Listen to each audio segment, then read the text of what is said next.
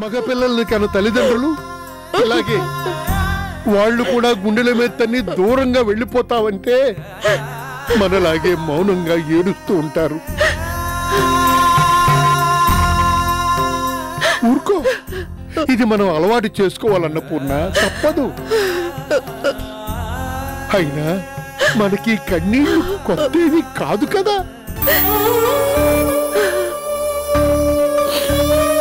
నాన్నగారు ప్లీజ్. లేదురా పెద్దాడా, నేను ఈ మాటలు కోపంతో అంటం లేదు. ఎవరికి ఎంతకాలం రుణం ఉంటుందో అంతకాలమే ఉంటారు. నేనే కాదు, పిల్లల్ని కన్న తల్లిదండ్రులందరూ తెలుసుకోవాల్సిన సత్యం ఇది. తెలుసుకున్నాను నాన్నగారు.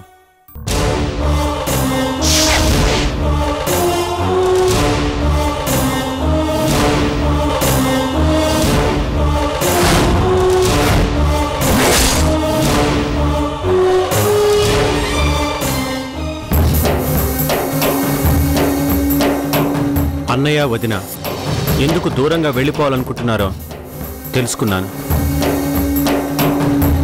కృష్ణ, ఏమన్నయ్య, మీరు దూరంగా వెళ్ళిపోతే సౌందర్య తిరిగి వస్తుందనేగా మీ ఉద్దేశం? అది కాదు కృష్ణ. మరింకేంటి వదినా, మా కోసం మీరు దూరంగా వెళ్ళిపోతే మేం మాత్రం సుఖంగా ఉంటాం, అంతే కదూ? ఏమొదినా, నీ కళ్ళకి నేను అంత స్వార్థపరుల్లా కనిపిస్తున్నానా?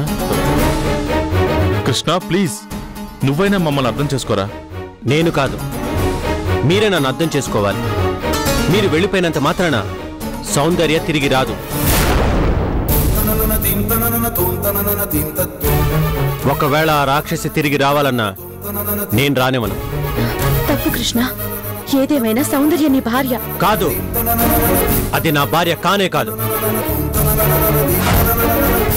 ఏ క్షణంలో నిష్కారణంగా నా మీద గృహహింస కేసు పెట్టిందో ఆ క్షణంలోనే మా ఇద్దరి మధ్య ఉన్న బంధం తెగిపోయింది.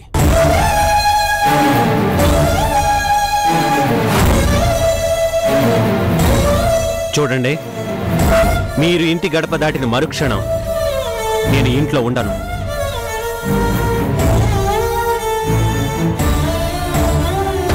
మీకెవరికి కనిపించినంత దూరంగా వెళ్ళిపోతాను. తిరిగి రానంత, రాలేనంత.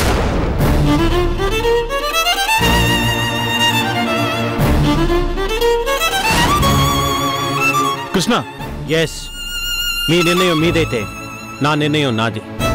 That's all.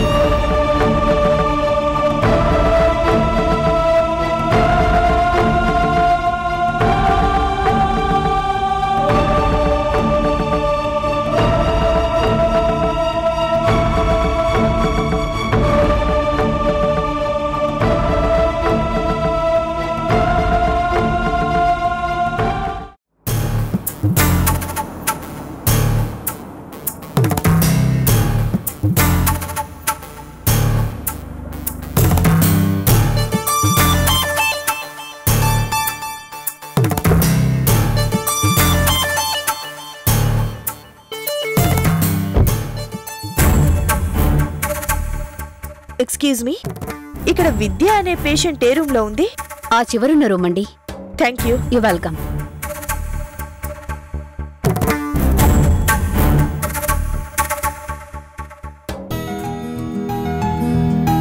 విద్య, వచ్చావా? రావే, రా కూర్చోవే. నువ్వు హాస్పిటల్లో చేరావని తెలిసాక రాకుండా ఎలా ఉంటానే?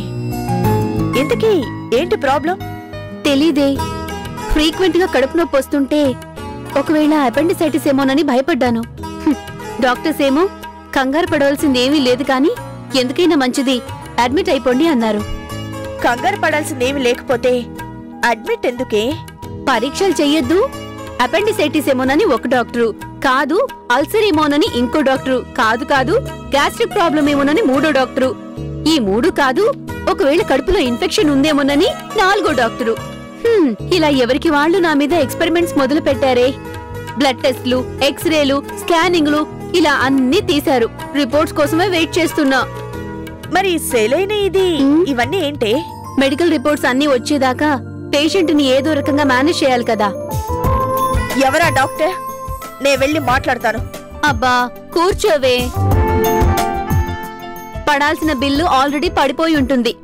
గోరు చుట్టూ లేచిందనొస్తే గుండె నొప్పికి కూడా పరీక్షలు చేయకుండా వదిలిపెట్టరు. ఏం చేస్తాం? ఛా! చా అన్నా చీ అన్నా తప్పదు గాని. ఏంటి సంగతులు? ఎలా ఉంది నీ తోడికోడలు? దానికే దుక్కలా ఉండుంటుంది. ఉండుంటుంది అంటున్నావు, మళ్ళీ నువ్వు అక్కడికి వెళ్ళలేదా? ఏంటి? నేను మళ్ళీ అక్కడికి వెళ్ళడమా? No way. అది కాదే, నువ్వు అక్కడికి వెళ్ళకపోతే అక్కడేం జరుగుతుందో నీకెలా తెలుస్తుంది? ఏం జరుగుతుందో అంటే? అదే కృష్ణని అర్చన్ని అదే ఇంట్లో వదిలేసి వచ్చేసావు. ఎంతైనా ఒకప్పటి లవర్స్ కదా. ఒకవేళ ఇంకా క్లోజ్ అయిపోతే? ఆ రోజు రావాలని ఎదురు చూస్తున్నాను. వాళ్ళిద్దరిని రెడ్ హ్యాండెడ్ గా పట్టుకోవాలని వెయిట్ చేస్తున్నాను. అంటే ఏంటి నీ ప్లాన్? చెప్పను, తొందరలోనే చేసి చూపిస్తాను.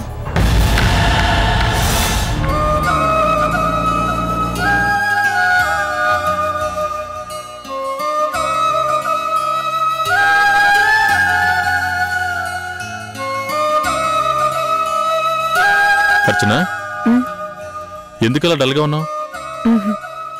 ఏం లేదు. నాకు తెలుసు, మనం విడిగా వెళ్ళిపోవాలని అనుకున్నా కృష్ణ అడ్డుపడి వెళ్ళనివ్వకుండా చేశాడు. అందుకేగా? కాదండి, నా కారణంగా విడిపోయిన వాళ్ళిద్దరినీ కలపలేకపోతున్నాను కదా అని. అర్చన, గొడవలు పడ్డ భార్యాభర్తలు మళ్ళీ దగ్గర కావాలంటే కొంత టైం పడుతుంది, తప్పదు. అయినా నెలలు నిండుతున్నప్పుడు నువ్వు ఇలాంటి ఆలోచనలు పెట్టుకుని మనసును పాడు చేసుకోవడం మంచిది కాదు. ఇప్పటిదాకా జరిగిందేదో జరిగిపోయింది. ఇక మీదైనా నువ్వు సంతోషంగా ఉండాలి. అప్పుడే పుట్టబోయే బిడ్డ కూడా ఆరోగ్యంగా ఉంటాడు.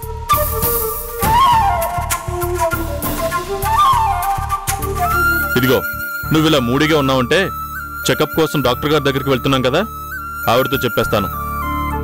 ఏం చెప్తారు? బలానికి మాత్రమే కాదు, మా ఆవిడ మనసులో దిగుల్ని పోగొట్టేందుకు కూడా మందులుంటే ఇవ్వండి అని. మనసులోని దిగులు పోగొట్టే మందుల్ని ఈ ప్రపంచంలో ఎవరూ కనిపెట్టలేరులేండి. అర్చన, ప్లీజ్ అలా మాట్లాడకు. నువ్విలా కాదు, సంతోషంగా ఉండాలి. నా కోసం, లల్లి కోసం, పుట్టబోయే మన బిడ్డ కోసం ఉంటావు కదూ? అని కాదు, ఉంటాను అని నా చేతిలో చెయ్యేసి చెప్పు.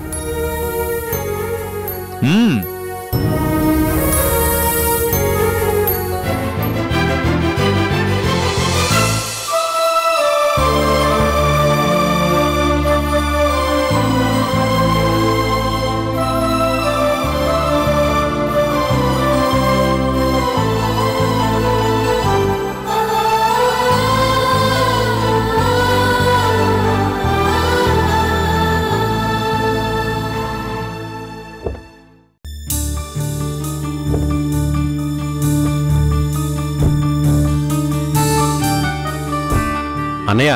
కృష్ణ, ఎక్కడికి రా? ఇంటికే. మీరు? మీ వదిన్ని చెకప్ కోసం డాక్టర్ దగ్గర తీసుకెళ్తున్నాను రా.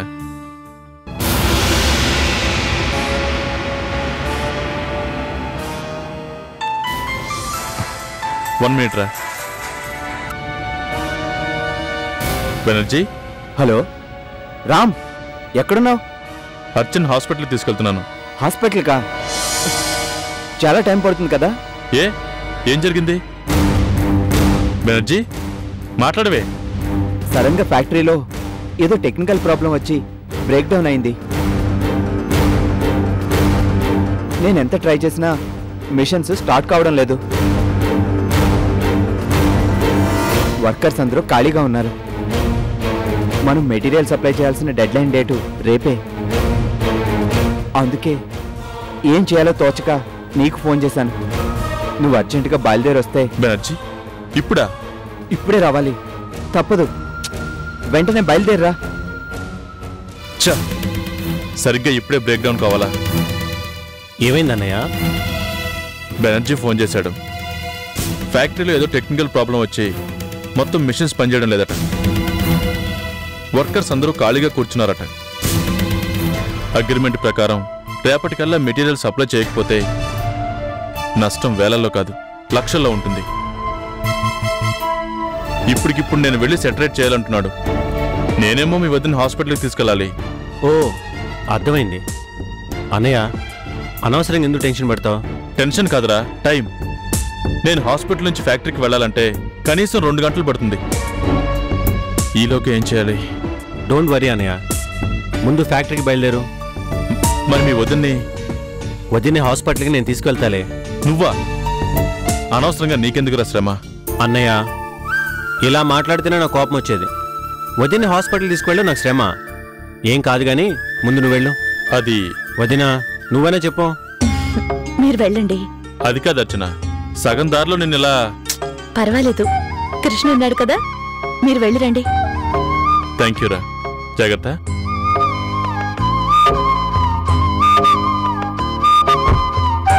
అర్చన, డాక్టర్ గారిని అన్ని డౌట్స్ అడుగు, ఏమేం మందులు వాడాలో కూడా. అలాగే, మీరు కొంచెం నెమ్మదిగా వెళ్ళండి. వెళ్ళగానే ఫోన్ చేయండి. Okay, bye.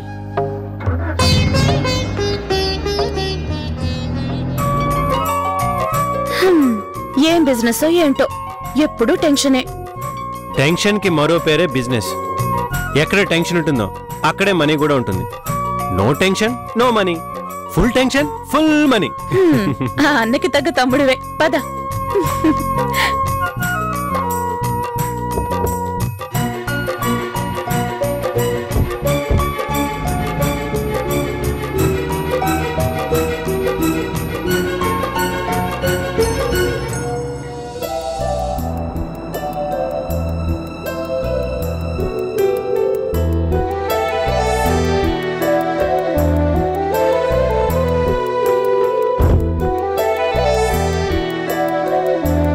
ఎక్స్క్యూజ్ మీ, చెప్పండి. డాక్టర్ సుకన్య గారు ఉన్నారా? అక్కడ తన రూమ్ లో ఉన్నారండి. ఓకే.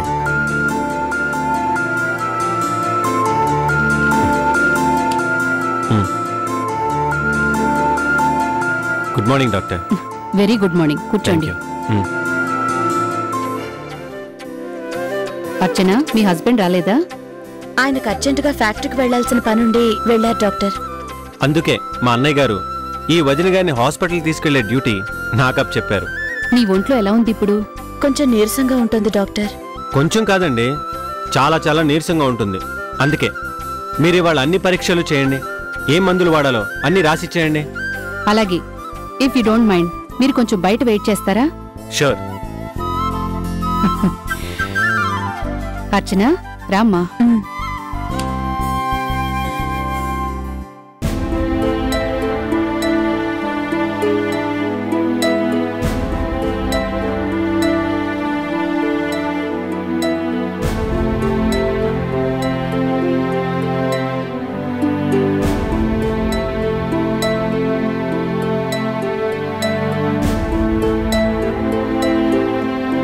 కడుపులో బిడ్డ కదలికలు ఏమైనా తెలుస్తున్నాయా? కొంచెం కొంచెం. టైంకి కరెక్ట్ గా తింటున్నావు కదా? కొంచెం గట్టిగా ఊపిరి బిగబట్టమ్మా.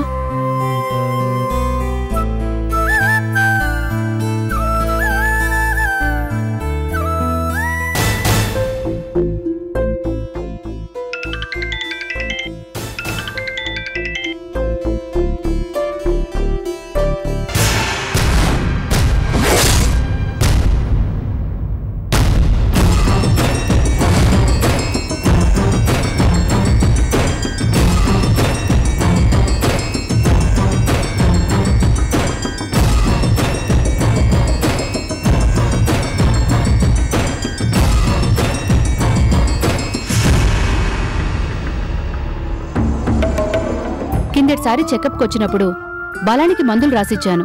రెగ్యులర్ గా వాడుతున్నావా లేదా? వాడుతున్నాను డాక్టర్. నో, నువ్వు వాడటం లేదు.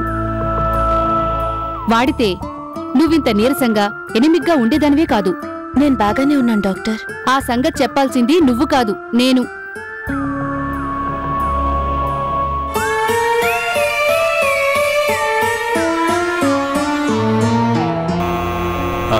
Okay, I just call you back. Okay, bye. కూర్చోండి.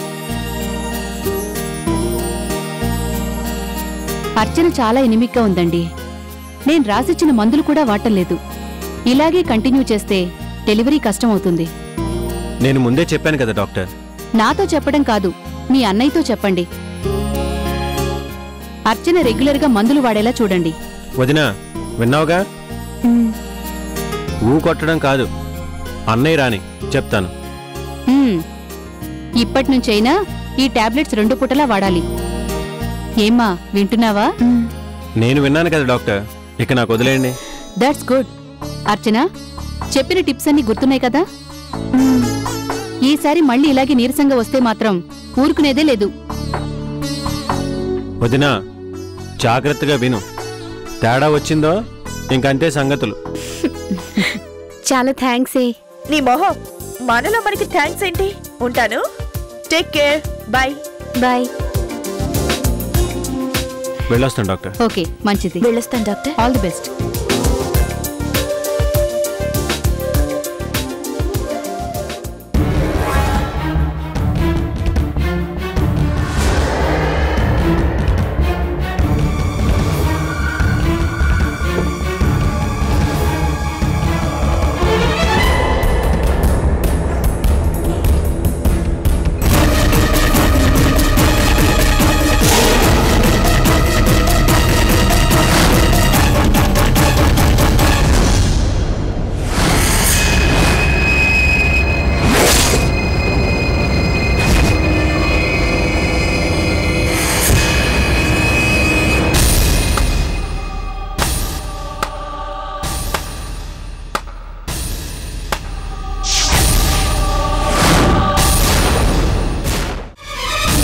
ఏంటి షాక్ అయ్యారా?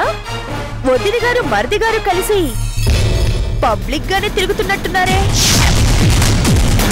ఎవరైనా చూస్తారేమో అనే భయమూ లేదు, ఏమైనా అనుకుంటారేమో అనే దిగులు లేదు. పూర్తిగా బరి తెగించేశారన్నమాట. సౌందర్య, ఏ నాలో లేనిదేంటి, దానిలో ఉన్నదేంటి? కొంచెం అర్థమయ్యేటట్టు చెప్పగలవా? Shut up. పబ్లిక్ ప్లేస్ లో చండాలంగా మాట్లాడకు. ఏ మీరు చండాలంగా తిరుగుతుంటే తప్పు లేదు, కానీ నేను కామెంట్ చేస్తే తప్పొచ్చిందా? ఏయ్, ఇంకొక మాట మాట్లాడావో ఏం చేస్తావ్? చంపుతావా?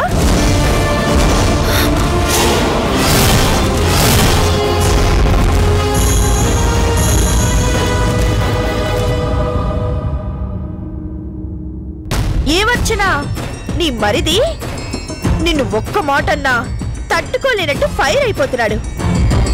అంత గ్రిప్ లో పెట్టుకున్నావా? సౌందర్య, అన్యాయంగా మాట్లాడుకో. మాట్లాడతాను, ఇంకా మాట్లాడతాను. మీ ఇద్దరి రంకుని గురించి ఊరందరికీ తెలిసేలా చేస్తాను. ఇందుకేనా మీ రాసలీలని చూసి నేను కుళ్ళి కుళ్ళి చావాలి అనేనా ఆ రోజు మా ఇంటికొచ్చి అందరం కలిసిమెలిసి ఉందామన్నా? నేను కడుపుతో ఉన్నానని తెలిసి కూడా ఇలా ఎలా మాట్లాడగలుగుతున్నావు సౌందర్య? కడుపుతో ఉన్నా కూడా నీ వెంట కుక్కల తిరుగుతున్నాడంటే ఇంతకీ ఆ కడుపు బావగారి పుణ్యమేనా లేక ఈ మరిది గారి పుణ్యమా? సౌందర్య, ఏంటి కొడతావా? కొట్టు. నీ ప్రియురాలి ముందు నన్ను కొట్టి దాని చేత శభాష్ అనిపించుకో. నువ్వు అసలు మనిషివే కాదు. అవునవును, వదిన మరుదులు అనే అందమైన ముసుగులో అక్రమ సంబంధం పెట్టుకున్న మీరు మాత్రమే మనుషులు.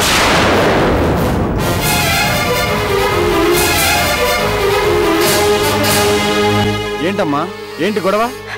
ఏం చెప్పనండి, కడుపు చించుకుంటే కాళ్ళ మీద పడుతుంది అంటారు. అసలేం జరిగిందమ్మా? ఇదిగో ఈయన గారు నా మెళ్ళ తాళి కట్టిన మొగుడు వాళ్ళ వదిన్ని మరిగి. సౌందర్య, ఏ కాదా? కాకపోతే మీ ఇద్దరు కలిసి ఎందుకొచ్చారు? నీకు చెప్పాల్సిన అవసరం నాకు లేదు. ఉంది. నీ చేత తాళి కట్టించుకున్న దానిగా నీ తప్పుడు తిరుగుళ్ళని ప్రశ్నించే అధికారం నాకుంది. ఏంటే ఉండేది? నీ దిక్కున చోటు చెప్పుకో. Get lost.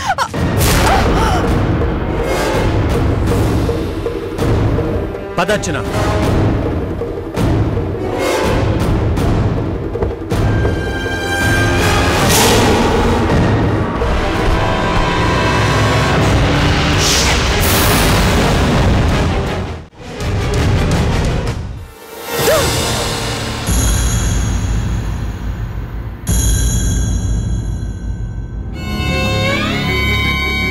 సౌందర్య ఏం జరిగిందమ్మా? ఏం జరిగిందా? ఎన్నాళ్ళు ఎంతో ధైర్యంగా నిటారుగా నిలబడ్డ ఈ సౌందర్య తల 10 మంది ముందు అవమానంతో వాలిపోయింది. ఏ ప్రత్యర్థినైతే గెలవాలని నా చిన్నతనం నుంచి పోటీ పడుతూ వచ్చాను, ఎత్తులకి పై ఎత్తులు వేస్తూ దాన్ని చిత్తు చెయ్యాలని క్షణం రగిలిపోయాను. దాని ముందే దారుణంగా ఓడిపోయాను. అయిపోయింది, నా జీవితం నాశనం అయిపోయింది, సర్వనాశనం అయిపోయింది. అసలు ఏం జరిగిందో అర్థమయ్యేటట్టు చెప్పమ్మా. ఇంకా ఏం చెప్పాలి? ఇన్నాళ్ళు ఆత్మాభిమానంతో బ్రతికిన నీ కూతురు ఇవాళ చచ్చిపోయింది.